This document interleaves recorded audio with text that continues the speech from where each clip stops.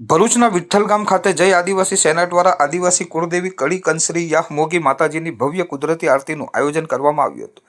આ પ્રસંગે આદિવાસી સંસ્કૃતિના ઊંડા રહસ્યોને ઉજાગર કરતા જમણા ફેરે આરતી કરી કુદરતના નિયમોનું સન્માન કરવામાં આવ્યું હતું, કારણ કે આદિવાસી પરંપરા મુજબ કુદરતની સમગ્ર રચના જમણા ફેરે જ ગતિમાન છે। જે રીતે અવકાશમાં ગ્રહો સૂર્યની પ્રદક્ષિણા જમણેરી દિશામાં કરે છે અને કુદરતમાં જોવા મળતા વેલા, વંટોળિયા, કરોળિયાઓનું જાળું, પાણીનો ભવરો, મોરનું નૃત્ય, પક્ષીઓનું માળાની ગૂંથણી તથા સાપનું વીંટાળવું જેવું અનેક બાબતો જમણા ફેરે જ હોય છે। તે જ પ્રકૃતિ સિદ્ધાંતોને આદિવાસી સમુદાય અનુસરે છે। આદિવાસી સમાજમાં લગ્નની વિધિ, હોળીની પ્રદક્ષિણા, અંતિમ સંસ્કારના ફેરા, પરંપરાગત નૃત્ય, દેવપૂજા, ટોપલા ગૂંથવા, ખળામાં બળદ ફેરવવા કે ઘંટી ચલાવવા જેવા તમામ કાર્યો સૃષ્ટિના સર્જનકાળથી જ જમણા ફેરે કરવામાં આવે છે।